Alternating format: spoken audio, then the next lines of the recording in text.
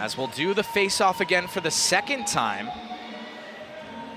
It's Tinling versus Leclerc, and Tinling wins it back for the second straight draw. Quick stretch pass around the boards to Heidemann. Heidemann steps past the blue line as Sardarian, Leclerc, and Conmee, that top forward unit, out once again for the Wildcats. Conmee goes into the corner. He's pushed off by Regula, but it sticks on the stick of Leclerc. And now Heidemann with some speed down the left side. You can see Leclerc quickly on the back check. Heidemann with one hand is able to tap that forward. Wedged ahead to Agnew. Tinling tried to backhand it to Agnew. Not enough space there, and Sardarian was able to push back for the Wildcats.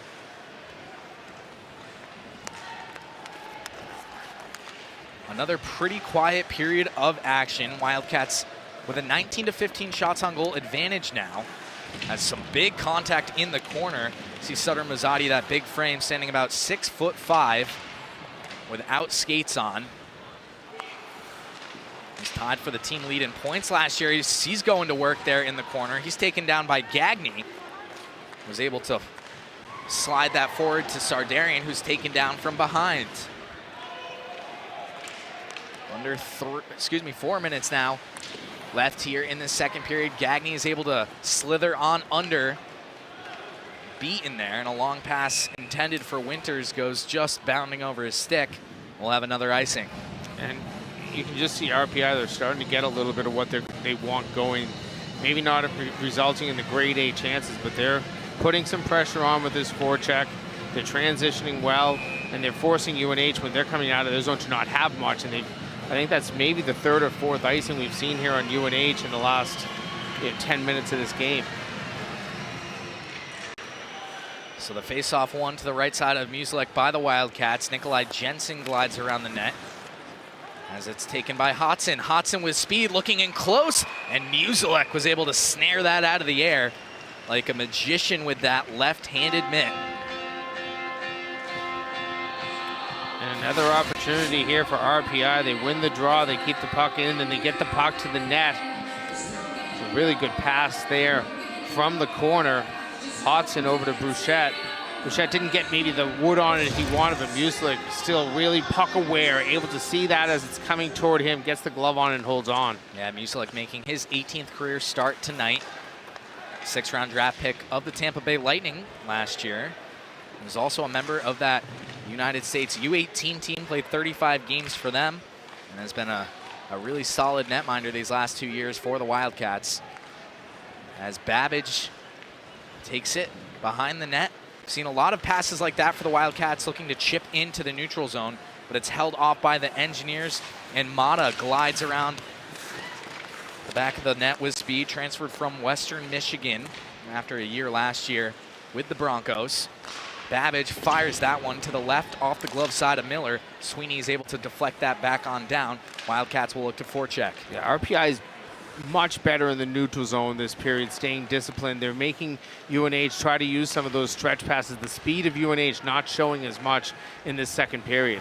Scrastins loses the puck, stays in the Wildcat zone for the moment, but it's just shaken on out and comes all the way over to Scrastins once again. Puts on the brakes, looks for a lane down the middle, was stopped away by Smolinski.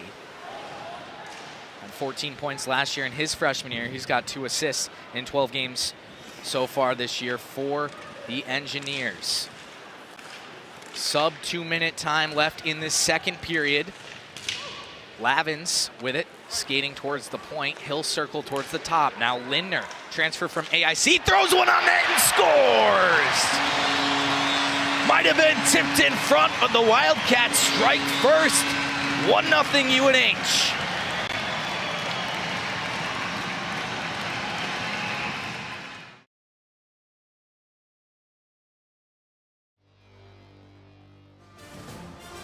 "22 weeks down, 1 to go. 2 teams fighting for playoff position in the top of Hockey East. The final weekend of the women's college hockey season starts now on ESPN Plus with today's matchup between the Boston College Eagles and the UNH Wildcats.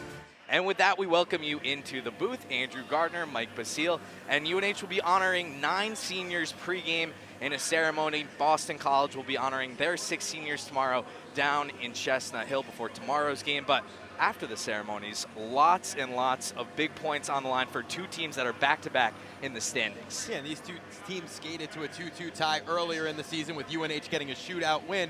But with crucial points on the line tonight, this is going to be a big one, and tomorrow might be even bigger. Yeah, so 6 big points on the line. We'll take a look at our players to watch here. We'll start with Boston College. It's one of the freshman standouts. It's Sammy Tabor. She's been just fantastic. You see their team high in points and assists. This is a freshman forward here that's doing it all for this group. She's been dynamic, especially in the offensive zone. You have to keep an eye on her. She scored in that first game that we just made mention of against UNH. They'll have to know where number 14 is on the ice. And the Wildcats recently, Nicole Kelly's been on a hot streak for them. 7 goals in her last 7 games. They're going to lean to her for a lot of offense today. 100%. I mean, she's a leader of this team. You see this move. This is just disgusting. Working to the forehand and no chance for the goaltender there. And Kelly in the face-off dot is where she's really at her best. Over 51% on the season, and she wins the crucial ones. So on the back half, it's going to be the Wildcats and the Eagles. Up next here on ESPN+. So it'll be Spigliani to take the draw. Roy will flip one around to Blair, who's able to make the stop, and now the Wildcats will look to chip out. It's held strong on the blue line as it was Tabor. Now the Eagles going the other way behind the net. Roy still has it, sends it to the point for Erickson. Erickson D to D over to her partner, now back down low. Tabor has it on her stick, looking for Roy in the slot. It's Erickson, she shoots. That one just high. Blair got a piece of it with her glove. Good save by Blair, just getting enough of it. That long shot from the outside. That one went just wide. It was Mettler. Received a game misconduct last time out for sleuth footing. 7:27 left in that game against Northeastern, but she's back out there today for the Eagles. Now a long pass to Leonard. She's able to get a stick on it, and it'll be waved off. Now Erickson turns the other way. Just caught Tabor a little bit over the blue line, and so that play will be called dead for offsides. Good back and forth action here from the Whittemore Center. Eagles looking to extend their lead. They're up 1-0 on the Wildcats. The Wildcats have been stoned every opportunity that they've thrown the way of Grace Campbell so far. 16 for 16 on saves by the sophomore netminder from Kensington, Maryland. I mean, Mike, what do the Wildcats have to do to find the equalizer here? I mean, it seems like they've thrown, chances in front, shots from the slot, just haven't been able to bury one. Guess the best way to beat a goaltender that's stopping everything is you got to take her away her eyes, get traffic in front of the net, crash the net, look for a rebound. But, I mean, right now, if Campbell sees it, she's stopping it. So what do? You get bodies in front of the net and try and score your first of the day just through a maze of bodies and then maybe build off that. But right now, you said it, it's been the Grace Campbell show. The sophomore has been fantastic. BC knows they need a win tonight, not only for the standings, but to start feeling good heading into postseason play. Boston College has at least locked up a top 4 spot, which guarantees them a home game in the quarterfinal round of the Hockey East playoffs. But that's really what UNH is playing for. Again, they want a top 4 spot. Teams 5 and 6 do get the bye, but they play on the road there in the quarterfinals. So again, earning a top 4 spot is really what you want to aim for. As the Eagles win the face-off, it comes back out, and Verrier now for the Wildcats will shift things the other way. Drop pass, Theoris, she has one top of the circle. Now Verrier, that one rolled just off her stick. Some fast-paced play back and forth, as now Boston College will clear the zone. Comes to LeGros near the center line.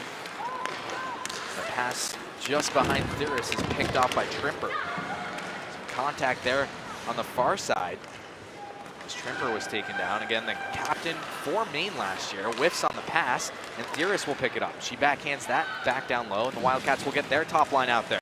Kelly has it. Judicus will come to support. Now Kelly still with it. She shoots. Campbell on the near side made the stop. Judicus, the cycle pass on back to Kelly, and it comes to Lucas on the near end boards. We'll just rim it around for a change.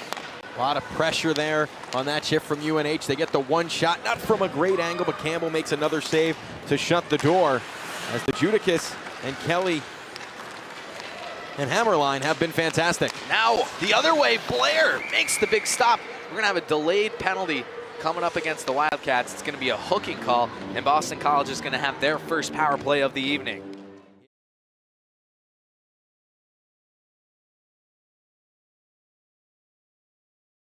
I'm here with UNH head coach Mark Hubbard.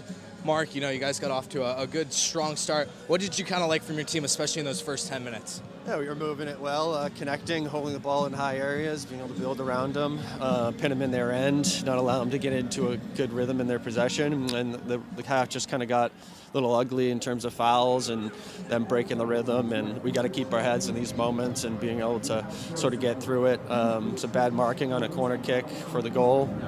And we need to clean up, but other than that, still in a good position. And I wanted to ask you about that. A very chippy first half, 2 yellow cards for both teams. What do you kind of make of that, and what do you think your team needs to do to ensure victory through the second half? Yeah, I just think it's an NCAA game. It's tight. Like, there's going to be calls that don't go your way. You got to kind of stay above that. But it's definitely in their part a little bit of a way to break the rhythm that we had going, and they did a decent job being able to do that and work their way back into it. So we got to stay above it and keep moving the ball and come out with the second half with that same energy. Awesome. Thanks, Coach. Back to Seton Hall head coach Andreas Lindberg. Coach, down 2-1 after the first half. What were some of the adjustments you made down in the locker room? We just got to keep the intensity up, try to be smart. You got really chippy on both sides of the ball. We got to be smart, try to keep the ball when we have it. And then we got to be hungry. You know, we got to come down to the wire here.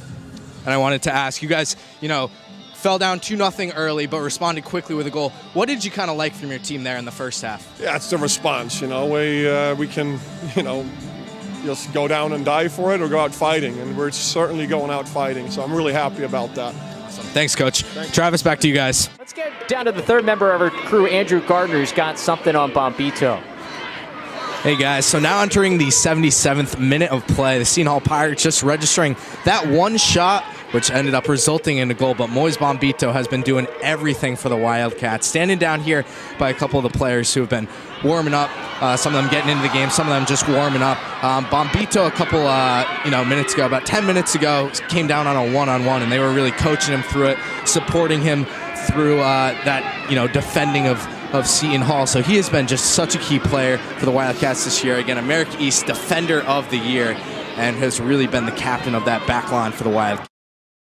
Here with Eli Goldman, another goal tonight. Kind of what did you see from this Pirates team, and how were you able to extend that goal streak? You now had goals in both America East, semifinals, championship game, and now another goal in NCAA playoffs. Yeah, I mean, I'm happy we got 2 early on, what we talked about, and it put us in a good position. I mean, for my goal personally, it was all Tola. He just laid it right on a platter, and so I just had to tap it in. On Monday at the selection show, you guys, seem pretty excited about the FIU draw for next round. You beat them 3-0 earlier this year. What are you kind of expecting from them? Yeah, I mean, it's going to be a whole different game than the first time we played them. We're playing at their place now, different field, different weather, but we're excited. We know the personalities, so we're going to lock in tonight and, get going from here. 78 degrees on Sunday. How's that sounding down in Miami? That sounds good. That sounds good. Awesome. Thanks.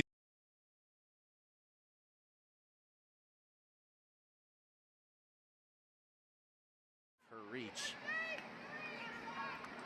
And McNeil will play again. UNH looking for a third goal. This offense starting to look more and more fluid. As Emily Beanie now has it. Beanie to her right will look towards the middle. Beanie looking for a Wildcat, and Garente was almost able to get ahead on that one. But it just went over her. The goal kick will stay in possession of the Wildcats as Maddie Warren will have it. Warren to Garente. Garente tried to turn a corner. It's on the far side, limping a little bit. The first goal scorer, Abby Meyer, was down. Looks like she's back up now.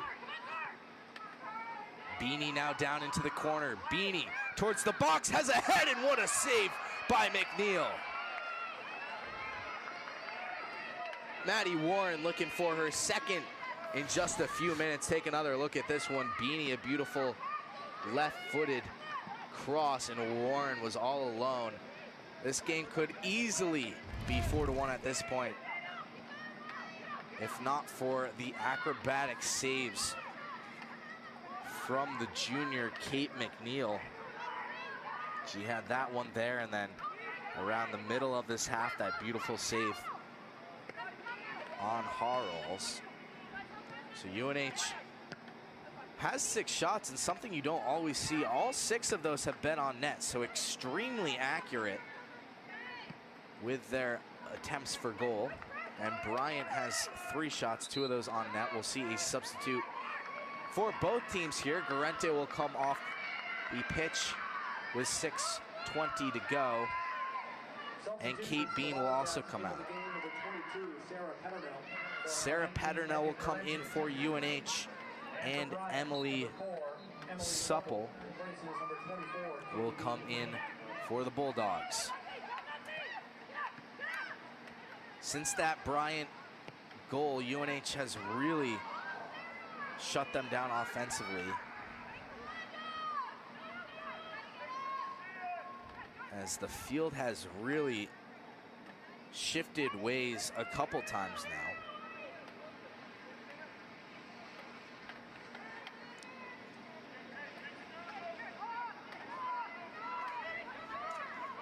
So for Bryant, you've got to be happy with the fact that you were able to find some offense so far. That goal from Podolski earlier on. As Patternell, a little bit of space, a shot and score! Sarah Patternell, the junior from Wolfboro, New Hampshire, puts in lucky number 3 this half for the Wildcats.